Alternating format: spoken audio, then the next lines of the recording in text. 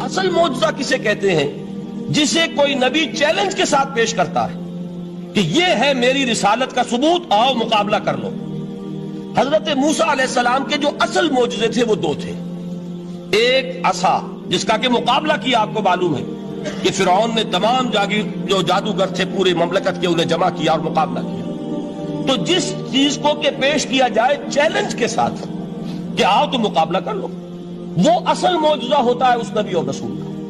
تو حضور صلی اللہ علیہ وسلم کا اصل معجزہ، یعنی معجزات، آپ یہ مغالطے میں مبتلا نہ ہو، میں بقیہ معجزات کی نفی نہیں کر رہا، یہ واقعات اپنی جگہ حق ہیں کہ حضور کو پتھر سلام کرتے تھے۔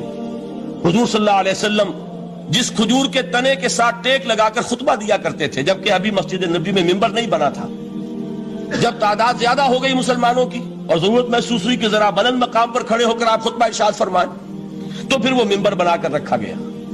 پہلے مرتبہ جب آپ ممبر پر چڑھ رہے تھے خطبہ دینے کے لیے، تو اس کھجور کے سوکھے تنے میں سے ایسی آواز آئی جیسے کوئی بچہ بلک بلک کر رو رہا ہو کہ وہ سعادت جو مجھے حاصل رہی تھی آج تک میں محروم ہو گیا۔ تو یہ انبیاء کا مقام ہے۔ مولانا روم نے اسی لیے کہا ہے کہ فلسفی کو منکر حنانہ است، از حواس انبیاء بیگانہ است۔ فلسفی اور عقلیت پرست انسان وہ تو حنانہ کا انکار کر دے گا، کیسے ممکن ہے سوکھا تنا اور اس کے اندر سے بچے کی طرح بلکنے کی آواز آئے، لیکن یہ اس لیے ہے کہ وہ انبیاء کے خصوصی احوال جو ہے ان کو جانتا نہیں۔ اس قسم کے خرق عادت واقعات حضور کی زندگی میں بھی بے شمار ہوئے، لیکن حضور کا وہ معجزہ جس میں تحدی کے ساتھ چیلنج کے انداز میں کہا گیا کہ آؤ مقابلہ کرو، وہ صرف اور صرف قرآن ہے۔ چنانچہ آپ سورہ بنی اسرائیل میں دیکھیں گے، قُلْ لَئِنِ اجْتَمَعَتِ الْإِنسُ وَالْجِنُّ عَلَىٰ أَن يَأْتُوا بِمِثْلِ هَٰذَا الْقُرْآنِ لَا يَأْتُونَ بِمِثْلِهِ وَلَوْ كَانَ بَعْضُهُمْ لِبَعْضٍ ظَهِيرًا۔ اے نبی چیلنج کر دیجئے، اگر تمام انسان اور تمام جن مل کر یہ چاہیں کہ اس قرآن جیسی کوئی تصنیف کر دیں، تو چاہے وہ ایک دوسرے کا کتنی بھی اس میں مدد کریں اور تعاون کریں، وہ ہرگز قرآن جیسی کتاب تصنیف نہیں کر سکتے۔ اس سے آگے بڑھ کر یہ بات کہی گئی، اچھا پورا قرآن نہیں لا سکتے، اس قرآن کی طرح کی 10 صورتیں ہی تصنیف کر لو۔ جب اس کا بھی جواب نہیں دیا گیا تو جسے کہتے ہیں برسبیل تنزل، اور پنجابی میں کہتا ہے کہ برے کو گھر تک پہنچانا، وہ برے کو گھر تک پہنچانے کے لیے فرمایا ایک صورت ہی بنا لاؤ۔ یہ سورہ ہود میں اور سورہ یونس میں یہ مضمون آیا، اور پھر سورہ بقرہ میں ہجرت کے بعد جو پہلی سورت نازل ہوئی اس میں پھر اس کو دہرا دیا گیا، وَإِن كُنتُمْ فِي رَيْبٍ مِّمَّا نَزَّلْنَا عَلَىٰ عَبْدِنَا فَأْتُوا بِسُورَةٍ مِّن مِّثْلِهِ وَادْعُوا شُهَدَاءَكُم مِّن دُونِ اللَّهِ إِن كُنتُمْ صَادِقِينَ۔ کہ اگر تمہیں کوئی شک ہے اس کتاب کے بارے میں جو ہم نے نازل فرمائی ہے، شک کیا ہوگا؟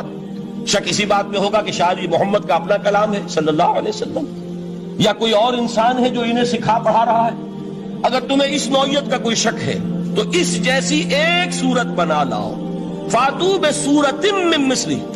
اور نوٹ کیجئے گا سورۃ العصر بھی صورت ہے، سورۃ الکوثر بھی صورت ہے، 3 آیات بھی اگر ایسی تم تصنیف کر کے لے آؤ تب تو تمہیں کچھ شک کرنے کا حق حاصل ہوگا، اور اگر نہیں کر سکتے تو جان لو فَإِن لَّمْ تَفْعَلُوا وَلَن تَفْعَلُوا۔ پھر اگر تم ایسا نہ کر سکو اور ہرگز نہیں کر سکو گے، ذرا چیلنج کا انداز دیکھیے کہ ہرگز نہیں کر سکو گے، فَاتَّقُوا النَّارَ الَّتِي وَقُودُهَا النَّاسُ وَالْحِجَارَةُ، ڈرو اس آگ سے جس کا ایندھن بنیں گے انسان اور پتھر۔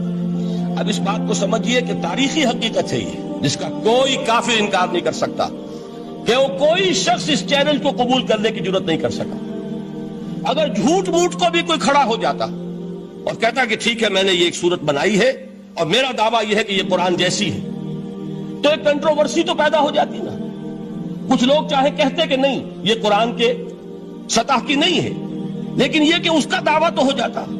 لیکن تاریخ یہ بتا رہی ہے کہ سرے سے کسی شخص نے اس کی جرات نہیں کی، اس درجے وہ قرآن سے مرعوب ہوئے۔ تو حضور کا سب سے بڑا معجزہ جو آج تک زندہ ہے، اس کو ذہن میں رکھیے، میں نے جو حضرت موسیٰ حضرت عیسیٰ کے معجزات گنوائے ہیں وہ در حقیقت ان کی اپنی ذات کے ساتھ تھے۔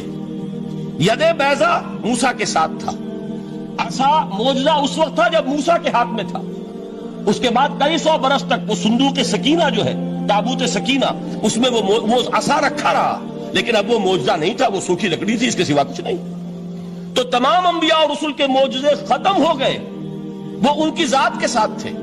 محمد الرسول اللہ کی رسالت دائمی ہے تا قیام قیامت، لہذا معجزہ بھی آپ کا دائمی ہے، وہ معجزہ آج بھی موجود ہے۔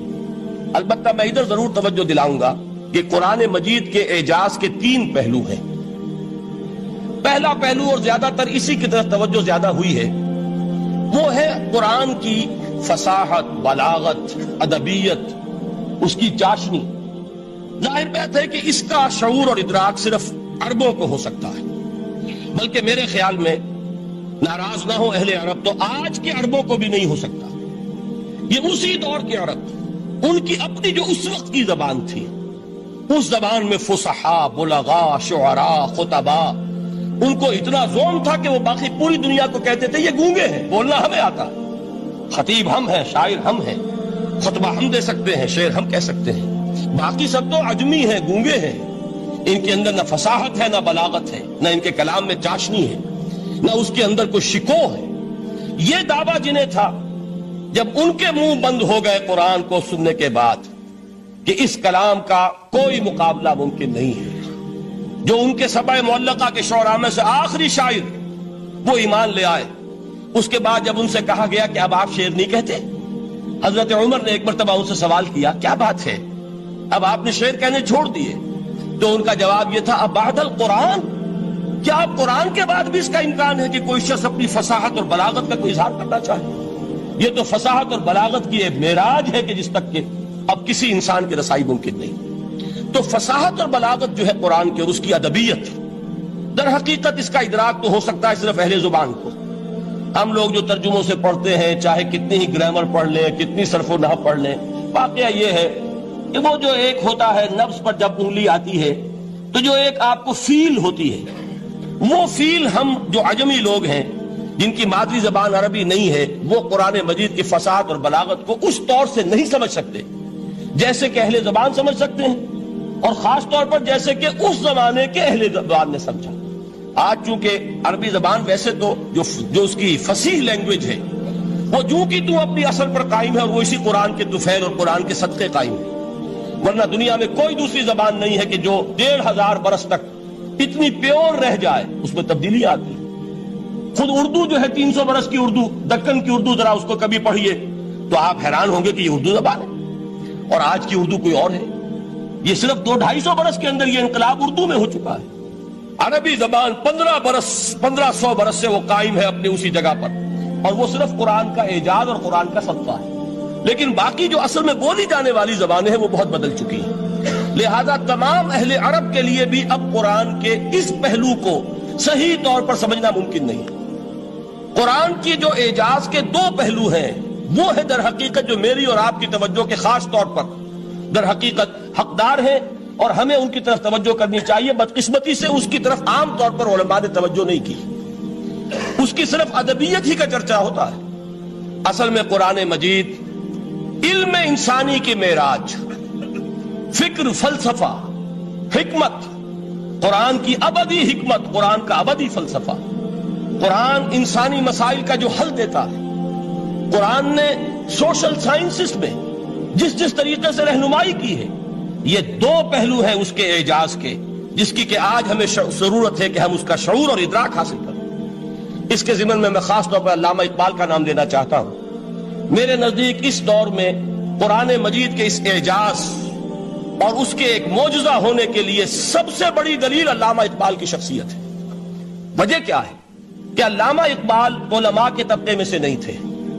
ظاہر بات ہے کہ جن کا پورا جو ہے، جن کی زندگی گزرتی ہو قال اللہ و قال الرسول میں، ان کے دلوں میں عظمت قرآن کی، ان کے دلوں میں حضور کی محبت، یہ تو سمجھیے کہ ہونی ہی چاہیے، ان کے شب و روز اسی میں گزرتے ہیں۔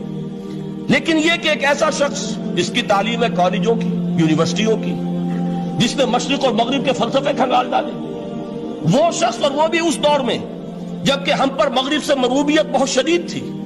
آج تو وہ مروبیت بہت کم ہو چکی ہے۔ آج تو ہمارا عام نوجوان جو ہے وہ آنکھوں میں آنکھیں ڈال کر بات کرتا ہے، اس میں خود اعتمادی ہے۔ ہمارا بھی اپنا ایک معاشی نظام ہے، ہمارا اپنا ایک سیاسی نظام ہے، ہمارا ایک اپنا سماجی نظام ہے، ہماری اپنی سوشل ویلیوز ہیں۔ آج کا نوجوان الحمدللہ احیاء اسلام کی وہ جد و جہد جو ہے وہ مرحلہ در مرحلہ بہرحال آگے بڑھ رہی ہے، وقت لگے گا، لیکن یہ کہ اس میں یقیناً ترقی ہوئی ہے۔ اسی کا مظہر یہ ہے کہ خود اعتمادی ہے، وی ہیو کانفیڈنس۔ ہم جانتے ہیں کہ اسلام ایک دین ہے، مکمل دین ہے، اس کے پاس زندگی کے تمام مسائل کا حل ہے۔ لیکن یہ ہے آج 1985 کی بات۔ علامہ اقبال اس صدی کے آغاز میں گئے ہیں یورپ، جبکہ ہم محکوم تھے انگریز کے۔